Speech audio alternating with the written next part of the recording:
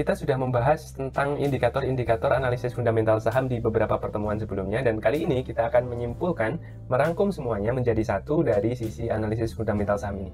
Yang akan kami sampaikan ini adalah singkatnya saja, sedangkan untuk detailnya silahkan rekan-rekan cek lagi di video-video sebelumnya atau lihat di playlist saja. Baik, langsung saja. Berikut ini adalah kriteria untuk memilih saham yang tepat untuk investasi menggunakan analisis fundamental.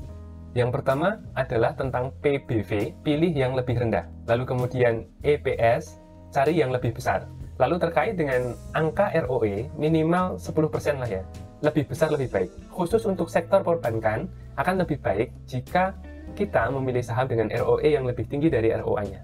Lalu terkait dengan PER, cari yang lebih kecil, dengan maksimal angka sebesar 15 kali. Lalu terkait dengan ROA, cari yang lebih besar. Dan kalau kita lihat dari DY atau dividend yield, maka cari yang bertumbuh dari tahun ke tahun dengan minimal 3% growing dari tahun ke tahunnya.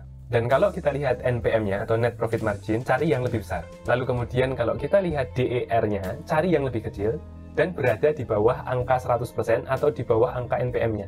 Lalu kalau kita lihat angka cash ratio, cari yang tidak terlalu besar tapi juga tidak terlalu kecil. Dan kalau kita lihat quick ratio dan current ratio, cari yang lebih besar. Nah, kira-kira seperti itu ya penjelasan mengenai cara analisis fundamental saham yang bisa kita terapkan saat berinvestasi.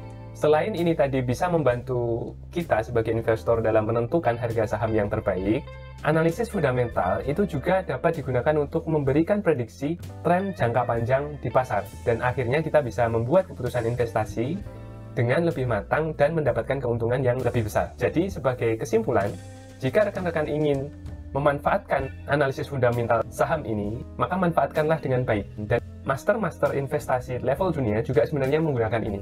Pada awalnya mungkin akan agak kacau, agak pusing seperti itu. Tapi kalau kita membiasakan diri menganalisis saham menggunakan tools yang ada, menggunakan indikator-indikator yang ada, maka kita akan terlatih. Tidak perlu terlalu tergesa-gesa dalam belajar analisis fundamental saham.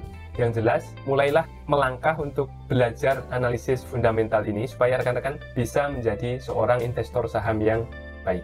Saya rasa cukup sekian dulu ya. Sampai jumpa di pertemuan berikutnya. Jika rekan-rekan tertarik dengan materi yang lain, silahkan cek di playlist.